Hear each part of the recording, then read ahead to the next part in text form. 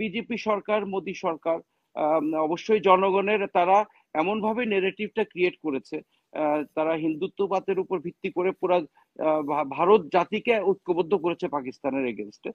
অনুরূপভাবে পাকিস্তানও কিন্তু বিগত কয়েক বছর ওদের সশস্ত্র বাহিনীর পপুলারিটি, জনগণের সাথে যে বন্ধুত্ব ছিল, জনগণের যে আস্থা ছিল সশস্ত্র বাহিনীর উপর, এটা অনেকটা কমে গেছে।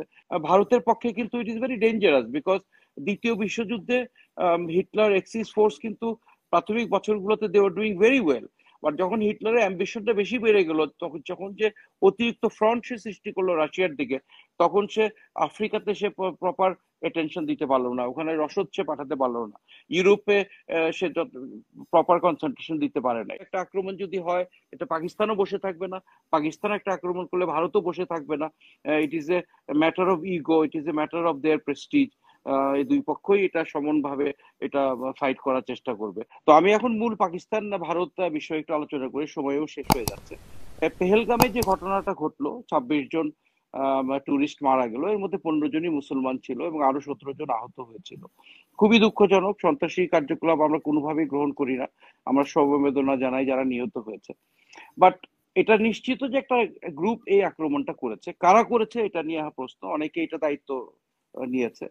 বাট আমার কাছে সার্বিকভাবে মনে হয় যে এটা একটা false flag operation.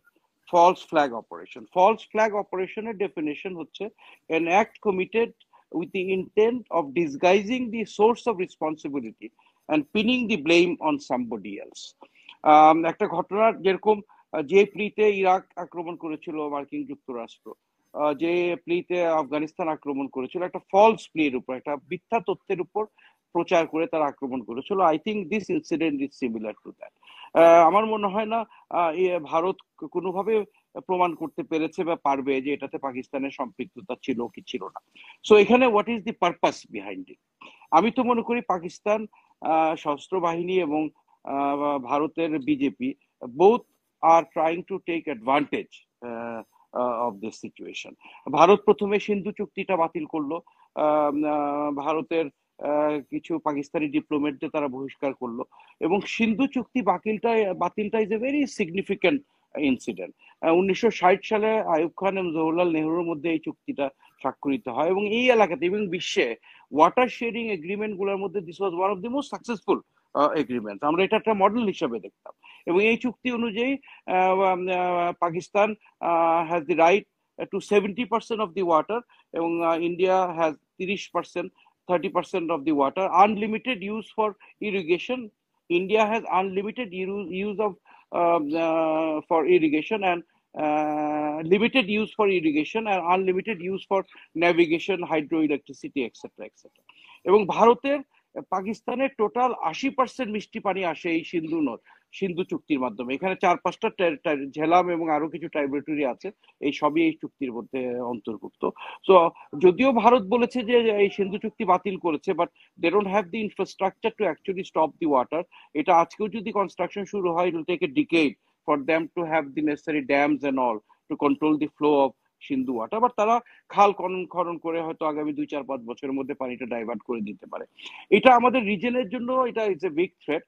Bangladesh, Nepal এবং অন্যান্য যেসব রাষ্ট্রের সাথে ভারতের পানি বন্টন চুক্তি আছে, any time India can cancel that as well. This is a very bad indication. এই এই অবস্থায় পাকিস্তানও তাদের সিমলা চুক্তি বাতিল করবে বলে বলেছে, আমি জানি না কতটুকু সত্য। তাদের এয়ার স্পেস রেস্ট্রিক্টেড করেছে, তারা কিছু ডিপ্লোমেট, আজকে ভারতীয় দেখলাম ডিপ্লোমেট ভারতও বহিষ্কার করেছে। রেস্ট্রিকশন করেছে এয়ারে। জি জি। এবং এই যে এই এই পরিস্থিতি থেকে যে ট্রেড ওয়ারের দিকে যাচ্ছে, একটা কথা আছে যে nobody, there is no winner in a trade war, both all parties are losers.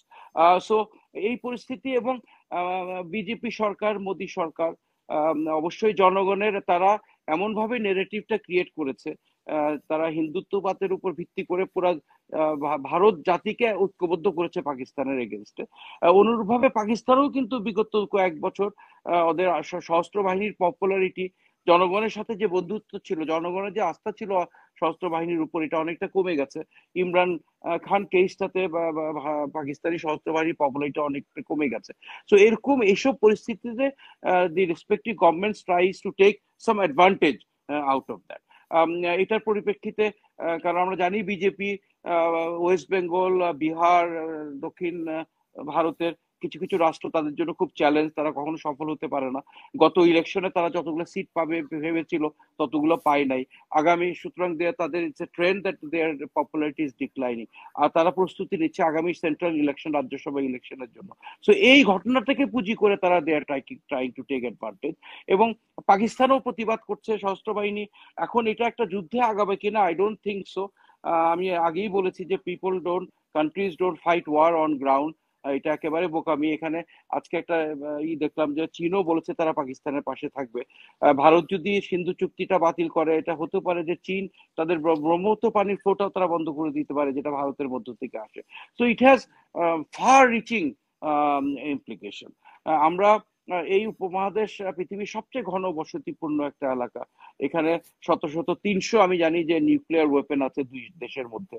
আমরা এই এলাকাতে একটা অশান্তি আমরা কখনো এটা কাম্য চাই না। এবং this will impact the security of the globe. Ukraine যুদ্ধটা অনেকটা শেষ হয়ে যাচ্ছে বা যাবে, এটা অতি অতি সত্তর।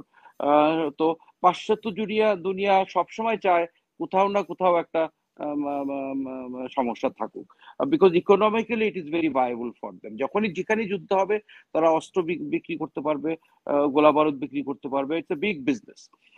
তো ভারত পাকিস্তানের মধ্যে কখনো শান্তি ছিল না। দ্বিতীয় বিশ্বযুদ্ধের পর থেকে টেনশন আপ ডাউন হতো। এখন we are in the peak period war tension is continuing between this two nation. আমরা চাই যেটা আলোচনার মাধ্যমে এটা একটা সমাধান হোক। আমরা জানি ইরান এবং সৌদি আরেবিয়া তারা বলেছে তারা সমঝোতা করতে চায়। বাংলাদেশ বলেছে যে আমরা আগ বাড়িয়ে সমঝোতা করতে চাই না, বাট আমাদের যদি ইনভলভমেন্ট তারা উভয় পক্ষ চায় সেক্ষেত্রে আমরা হয়তো ইনভলভ হতে পারি। আমরাও এই এলাকাতে শান্তি চাই, বাট আমি মনে করি এই টেনশনটা চলবে, কিছুদিন চলবে। এটা যুদ্ধ পর্যন্ত গড়াবে কিনা I have all the doubt. এবং এখানে তো it is not only India and Pakistan, এখানে একটা বাইপোলার একটা নেক্সাস আছে। পাকিস্তানের পক্ষে চায়না থাকবে, যুক্তরাষ্ট্র হয়তো ভারতের পক্ষ থাকবে। তো এখানে এখানে আরেকটা নতুন ভাবে একটা প্রক্সি যুদ্ধ শুরু হয় কিনা এই ব্যাপারে আমাদেরকে সতর্ক দৃষ্টি রাখতে হবে। আমরা কখনো যুদ্ধ চাই না। এবং ভারতের পক্ষে কিন্তু it is very dangerous, because দ্বিতীয় বিশ্বযুদ্ধে হিটলার এক্সিস ফোর্স কিন্তু প্রাথমিক বছরগুলোতে they were doing very well. But যখন হিটলারের অ্যাম্বিশনটা বেশি বেড়ে গেল, যখন যে অতিরিক্ত ফ্রন্ট সে সৃষ্টি করলো রাশিয়ার দিকে, তখন সে আফ্রিকাতে সে প্রপার অ্যাটেনশন দিতে পারলো না, ওখানে রসদ সে পাঠাতে পারলো না, ইউরোপে সে প্রপার কনসেন্ট্রেশন দিতে পারে নাই। এবং এতগুলো ফ্রন্ট খোলার কারণে কিন্তু আলটিমেটলি হিটলারের ডিমাইজ হলো এবং নাৎসি পার্টি পরাজিত হলো, এক্সিস ফোর্স পরাজিত হলো। ভারতেরও কিন্তু এখন টু মেনি ফ্রন্টস। বাংলাদেশের সাথেও আগস্টের পরে সম্পর্ক ভালো যাচ্ছে না, পাকিস্তানের সাথে একটা বড় টেনশন শুরু হয়ে গেছে, চায়নার সাথে অলরেডি একটা টেনশন আছে। So it will be very difficult for India to sustain so many fronts. Some of the fronts are military fronts, some of the fronts are economic front, এবং ভারতের পক্ষে এতগুলো ফ্রন্ট মেনটেন করাটা খুবই challenging হবে ভবিষ্যতে আমি মনে করি। সো যেহেতু পুরো ভারতবাসী এই ন্যারেটিভের পিছনে ঐক্যবদ্ধ হয়েছে, সরকারের কিছু সিদ্ধান্ত নিতেই হবে তাদেরকে সন্তুষ্ট রাখার জন্য।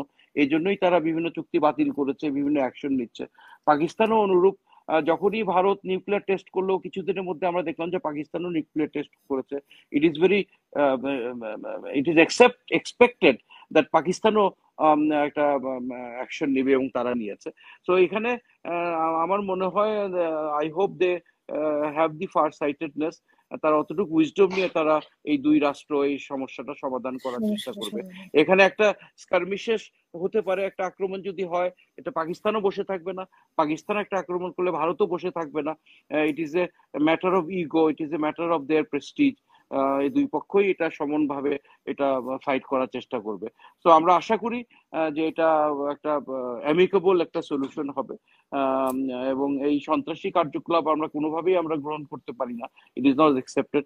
এটা নিশ্চিত যে একটা গ্রুপ এসে 26 জনকে মেরেছে, এটাতে পাকিস্তানের ইনভলভমেন্ট ছিল কি ছিল না এটা প্রমাণ করতে হবে।